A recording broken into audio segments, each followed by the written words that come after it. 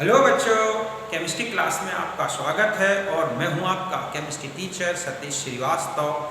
आज मैं आपके लिए जो टॉपिक लेकर आया हूं और वो टॉपिक है क्या इलेक्ट्रॉनिक थ्योरी ऑफ बैलेंस, संयोजकता का इलेक्ट्रॉनिक सिद्धांत। तो फिर स्टार्ट करते हैं हम अपना ये टॉपिक।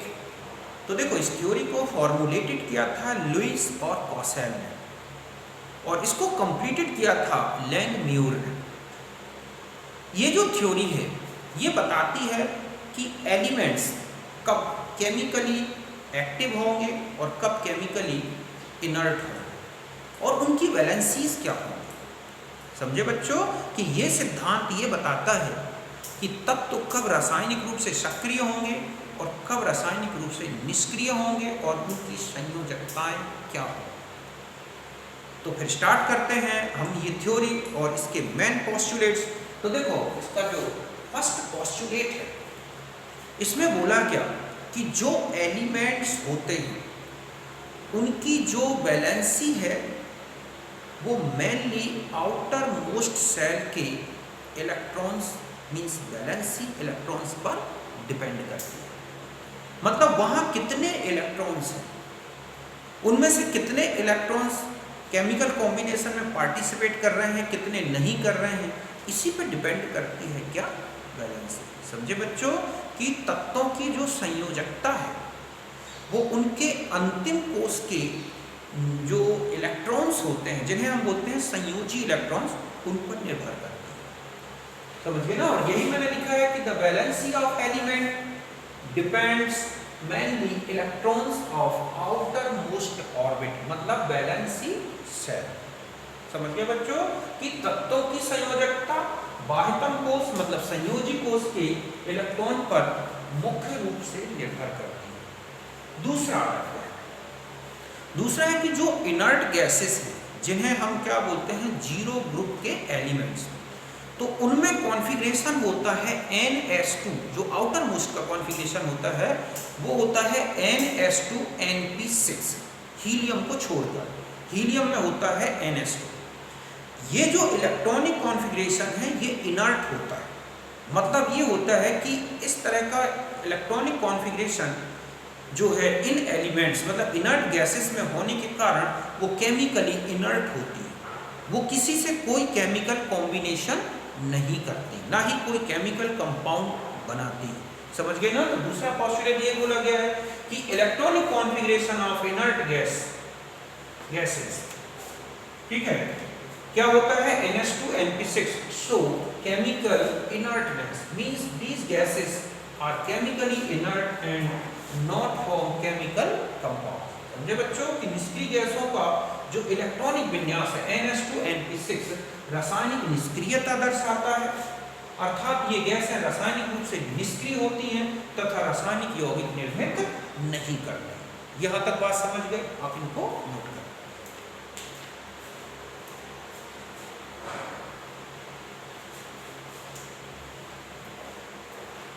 अब देखो, नेक्स्ट जो पोस्टुलेट है कि अगर कोई भी एलिमेंट और उसके एटम में यदि आउटर मोस्ट सेल में 8 से कम इलेक्ट्रॉन्स हैं, 8 से कम इलेक्ट्रॉन्स हैं मींस NS2NP6 इलेक्ट्रॉनिक कॉन्फ़िगरेशन नहीं है, तो ऐसा एलिमेंट या इसका जो एटम है वो केमिकली एक्टिव होगा।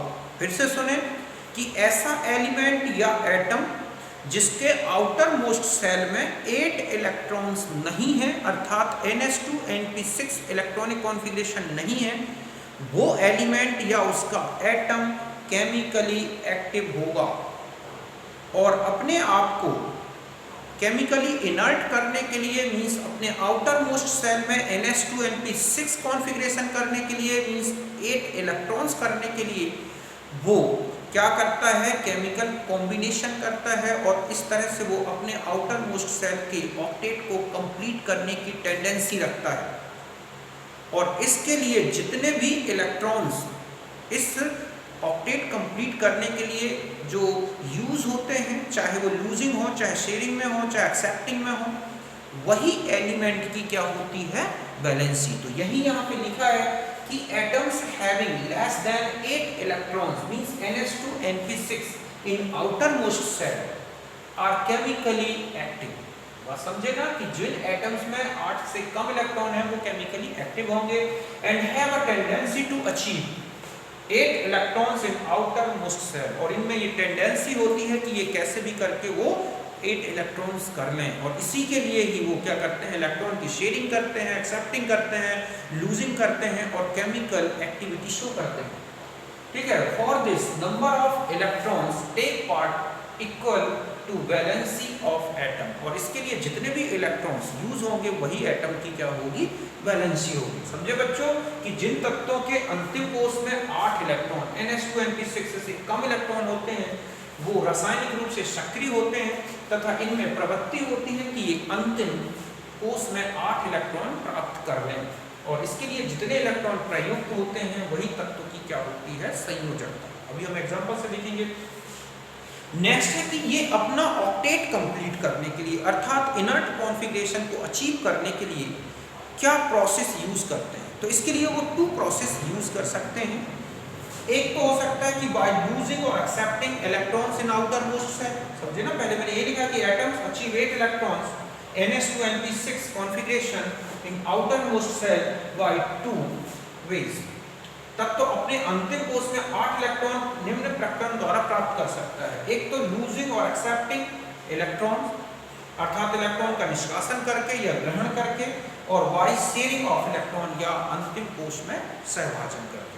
तो इस तरह से ये है इलेक्ट्रॉनिक कॉन्सेप्ट। हम एक एग्जाम्पल लेके समझते हैं इसको।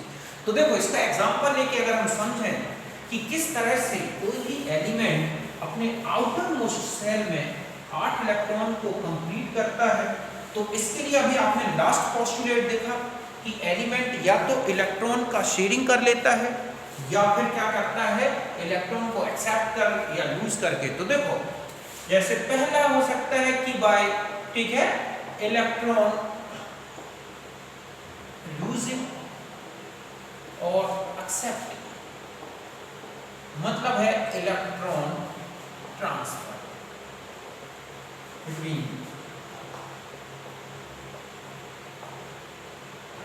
Two atoms. तो जैसे यहां पर हम आ जाए Na और ये क्या है F, तो 2 8 1 और 2 7। अब यहां पर भी ऑक्टेट से 1 इलेक्ट्रॉन एक्स्ट्रा है, यहां ऑक्टेट को कंप्लीट करने के लिए 1 इलेक्ट्रॉन की जरूरत है, तो यहां से यहां क्या होगा, इलेक्ट्रॉन ट्रांसफर होता है। तो जब ऐसा होगा तो यहां हो जाएगा Na+ और ये क्या बन जाएगा F-। अब देख रहे हैं 2 8 2 8, यहां का कॉन्फ़िगरेशन हो गया 2s2 2p6 और यहां भी हो गया 2s2 2p6। अब ये जो दोनों आइंस हैं ये केमिकली क्या होंगे, केमिकली इनर्ट हो गए, जबकि ये दोनों क्या हैं, केमिकली एक्टिव। समझ गए ना। तो इस तरह से दोनों ने अपना इलेक्ट्रॉन जो है ऑक्टेट कंप्लीट कर लिया आउटर मोस्ट सेल में, और इस तरह से वो केमिकल एक्टिविटी शो करते हैं। तो ये क्या है, इलेक्ट्रॉन की क्या हो गई यहाँ पर, एक है लूजिंग और एक्सेप्टिंग हो गई, मतलब एक्सचेंज हुए इलेक्ट्रॉन। या दूसरा वे जो बताया है हमने देखा कि या तो फिर शेयरिंग हो सकती है, शेयरिंग ऑफ इलेक्ट्रॉन्स। यहां पर जो हुआ, ठीक है, ये होगा आयनिक बॉन्डिंग, मतलब इनके बीच में फिर आयनिक बॉन्ड बन जाएगा। शेयरिंग ऑफ इलेक्ट्रॉन मतलब होगा कोवैलेंट बॉन्डिंग। ऐसे में क्या होगा, जैसे मान लो अभी आपने देखा फ्लोरीन है 1 2, ये 6 और ये 7 है आउटर मोस्ट सेल। एक और फ्लोरीन यहाँ आया, उसके भी आउटर मोस्ट सेल में कितने इलेक्ट्रॉन्स हैं, 7। दोनों को ऑक्टेट कंप्लीट करना है तो शेयरिंग होगी, ठीक है, 1 इलेक्ट्रॉन पर एटम में।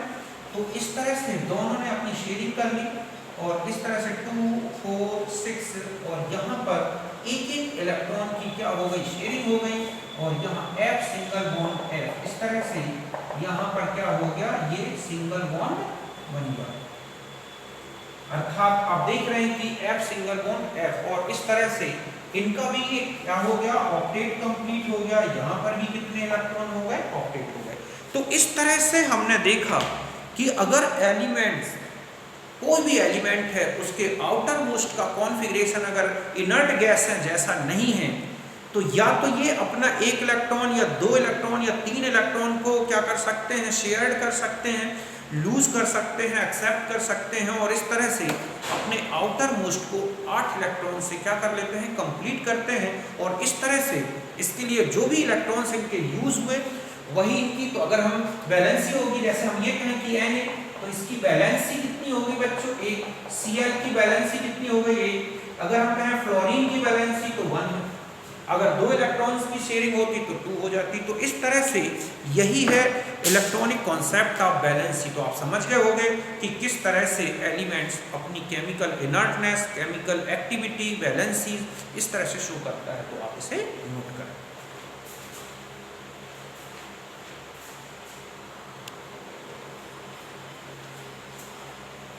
अब देखो, अब हम आ जाते हैं टाइप्स ऑफ बैलेंसीज, संयोजकताओं के प्रकार। पहली होती है इलेक्ट्रोवैलेंसीज, विद्युत संयोजकता। तो देखो, विद्युत संयोजकता इलेक्ट्रोवैलेंसी मतलब total number of electrons of atom which are used for ionic bond formation. मतलब जब आयनिक बॉन्ड का फॉर्मेशन होता है तो एटम्स द्वारा कितने इलेक्ट्रॉन यूज किए जाते हैं, मतलब लूज कितने किए जाते हैं या एक्सेप्ट कितने किए जाते हैं जिससे कि आयंस बनते हैं, उसमें कितने इलेक्ट्रॉन्स यूज होते हैं, वही क्या कहलाती है उसकी इलेक्ट्रोवैलेंसी। मतलब नंबर ऑफ इलेक्ट्रॉन लॉस्ट और गेन्ड बाय एटम, मतलब है कि आयनिक बॉन्ड फॉर्मेशन, ठीक है, to form ionic compound is known as electrovalency. समझे बच्चों कि आयनिक यौगिक बनने में परमाणु जितने इलेक्ट्रॉन ग्रहण करे या त्यागता है उसे परमाणु की विद्युत संयोजकता कहते हैं। जैसे ये है Mg282 और ये है फ्लोरीन के 2 एटम्स 2727। यहाँ से इसने अपने 2 इलेक्ट्रॉन यूज किए हैं, एक इसको दिया है इसने, एक इसको दिया है, और इस तरह से Mg में 2+ आ जाएगा चार्ज और फ्लोराइड में 1 माइनस आ जाएगा। क्यों? क्योंकि यहाँ से 2 इलेक्ट्रॉन निकल गए हैं और पर एटम में एक इलेक्ट्रॉन जुड़ गया, तो यहाँ पर नेगेटिव चार्ज और यहाँ पर पॉजिटिव चार्ज। तो यहाँ पर जो इलेक्ट्रोवैलेंसी है मैग्नीशियम की वो कितनी हो गई 2 और फ्लोरीन की कितनी हो गई 1। ऐसा क्यों? क्योंकि मैग्नीशियम ने 2 इलेक्ट्रॉन यूज किए हैं और फ्लोरीन ने कितने इलेक्ट्रॉन, पर फ्लोरीन एटम ने 1 इलेक्ट्रॉन एक्सेप्ट किया है। तो इस तरह से इनकी ये इलेक्ट्रोवैलेंसी हुई। समझ गए ना? सीधा है कि आयनिक बॉन्ड फॉर्मेशन में पर एटम ने कितने इलेक्ट्रॉन लूज किए या गेन किए, वही उसकी क्या होगी, इलेक्ट्रोवैलेंसी। फिर आता है कोवैलेंसी, सह संयोजकता। तो total number of covalent bond formed by atom in covalent compound formation। जब कोवैलेंट कंपाउंड बनता है तो पर एटम ने कितने कोवैलेंट बॉन्ड्स बनाए, वो उसकी क्या कहलाती है, कोवैलेंसी। मतलब है total number of electrons of atom shared with other atoms in covalent compound. मतलब कोवैलेंट कंपाउंड में एक एटम के जो इलेक्ट्रॉन्स हैं वो दूसरे से जो शेयरिंग कर रहे हैं वो कितने हैं, वही उसकी क्या है, कोवैलेंसी। अभी हम एक एग्जांपल से समझते हैं, पहले आप इसे नोट करें।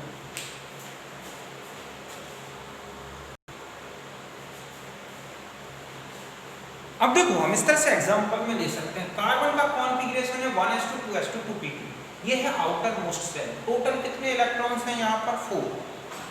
ग्राउंड स्टेट ये है जो बिल्कुल नॉर्मल स्टेट है। एक्साइटेड स्टेट का मतलब यहाँ से इलेक्ट्रॉन p की वैकेंट ऑर्बिटल में पहुंच गया। कुल मिला के कितने अनपेयर्ड इलेक्ट्रॉन हो गए, यहाँ पर ये हैं अनपेयर्ड, ठीक है, इलेक्ट्रॉन्स। वो कितने हैं 4। और यही मैं बता दूं, यही क्या है इसकी वैलेंसी। क्यों?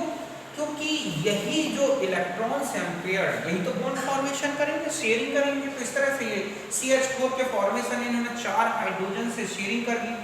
तो कुल मिला के एक कार्बन से कितने कोवैलेंट बॉन्ड बने हुए दिखाई दे रहे हैं, आप देख रहे हैं कि कितने हैं 4। इसलिए कार्बन की वैलेंसी कितनी हो गई 4। हम नाइट्रोजन में अगर देखें, ये है नाइट्रिक एसिड, इसमें नाइट्रोजन के 2 ये हैं, एक ये है और एक ये है। कुल मिला के 4 क्या बने हुए हैं, कोवैलेंट बॉन्ड। भले ही कोऑर्डिनेशन है लेकिन कहलाएगा तो कोवैलेंट बॉन्ड ही, बस शेयरिंग के लिए इलेक्ट्रॉन पेयर नाइट्रोजन ने दिया है तो एक माना जाएगा। तो एक ये, 2 ये और ये। तो कोवैलेंसी ऑफ नाइट्रोजन कितनी हो गई 4। PCl5 में कोवैलेंसी फास्फोरस की कितनी हो गई 5। ठीक इसी तरह से मान लो SF6 है, ये इस तरह से SF6 में आप देखोगे कि कितने बॉन्ड, यहाँ पर कोवैलेंसी ऑफ सल्फर कितनी हो गई 6। तो इस तरह से total number of covalent bond, ठीक है, formed by any atom with other atom equals to the covalency. तो यहाँ तक बात समझ गए होगे, पहले आप इसे नोट करें।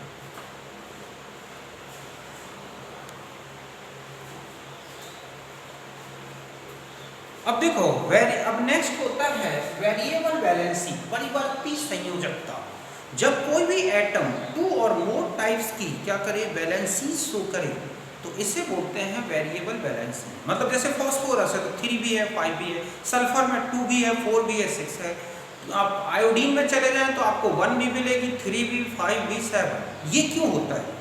तो देखो पी ब्लॉक में और डी ब्लॉक दोनों में ये वेरिएबल वैलेंसीज मिलती हैं। पी ब्लॉक में क्यों होती हैं?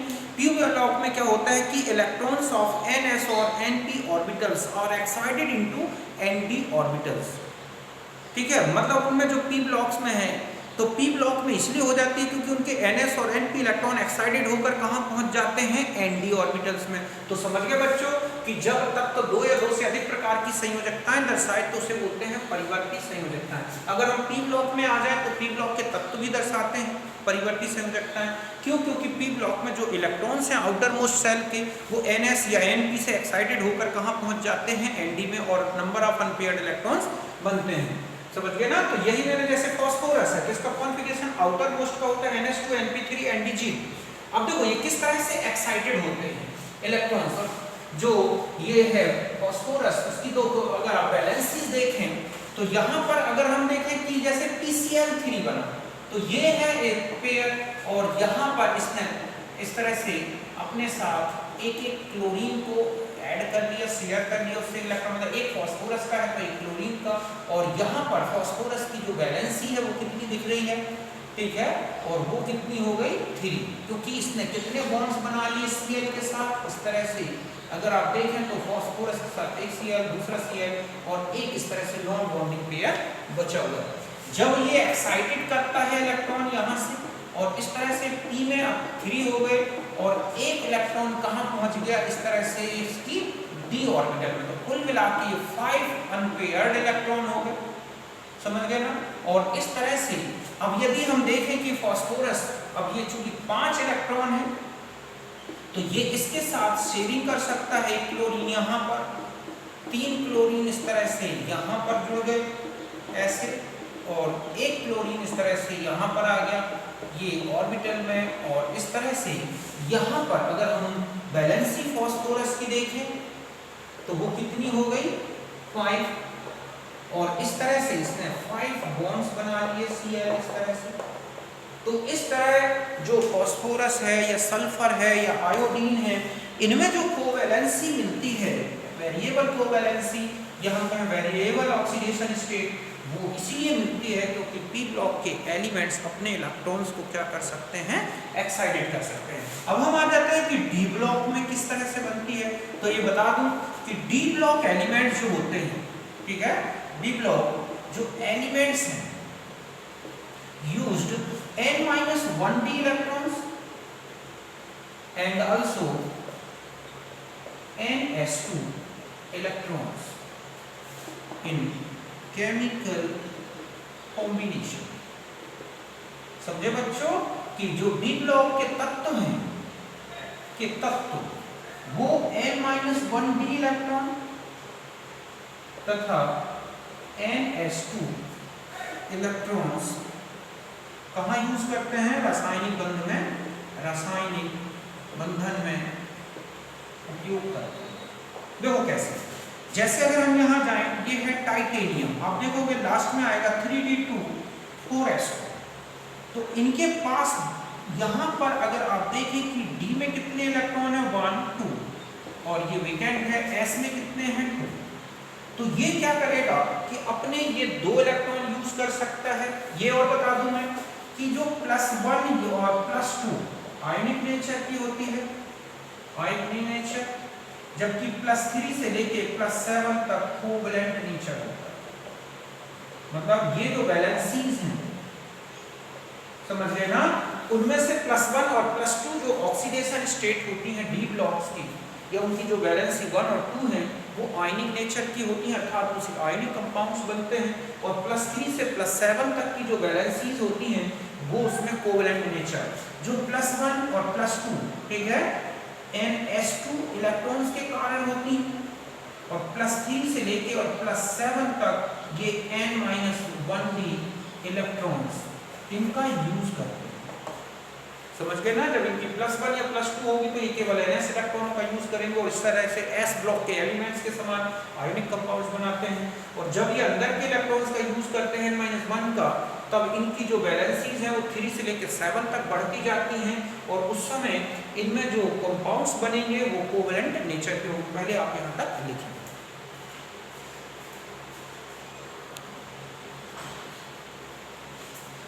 अब देखो, जैसे टाइटेनियम का कॉन्फ़िगरेशन है 3d2 4s2, तो ये अपने 2 इलेक्ट्रॉन यूज कर सकता है तो 2, इसका एक यूज कर ले तो 3, इसका और एक यूज कर ले तो 4।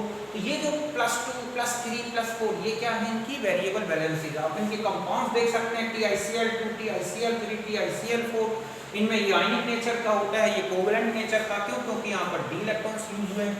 इसी प्रकार वेनेडियम का 3d3 4s2 है तो +2 से +5 तक मिलेगी, इसमें ये बेसिक नेचर के हैं, ये जो है एसिडिक नेचर के होते हैं, ठीक है। इसी प्रकार क्रोमियम में चले जाओ तो 3d4 4s2 कुल मिला के 6 इलेक्ट्रॉन्स है तो ये 6 तक यूज कर सकते हैं। इस तरह से यहाँ पर ये जो है बेसिक होता है, ठीक है, ये एम्फोटेरिक होता है, ये एसिडिक होते हैं। तो ये सब क्या है, इनकी वेरिएबल वैलेंसीज। तो डी ब्लॉक में जो वेरिएबल वैलेंसीज मिलती हैं वो N-1d इलेक्ट्रॉन्स के आइसो पार्टिसिपेशन के कारण है। पी ब्लॉक में जो वेरिएबल वैलेंसीज हैं वो NS और NP इलेक्ट्रॉनों के ND में एक्साइटेशन के कारण है। S ब्लॉक के एलिमेंट्स वेरिएबल वैलेंसी शो नहीं करते क्योंकि उनके total outer most electron use होते हैं, अंदर की कोर जो है इनर्ट गैस कोर होती है वो इलेक्ट्रॉन्स यूज नहीं होते। हालांकि हम इनकी और डिटेल डी ब्लॉक में भी पढ़ेंगे, पी ब्लॉक्स में भी पढ़ेंगे, पी ब्लॉक में तो हम वहाँ देखेंगे और ज़्यादा। तो ये थी कुल मिला के वैलेंसीज और उसका इलेक्ट्रॉनिक थ्योरी। तो अब हम मिलते हैं नेक्स्ट वीडियो में, तब तक के लिए बाय, नमस्कार, thank you, see you again.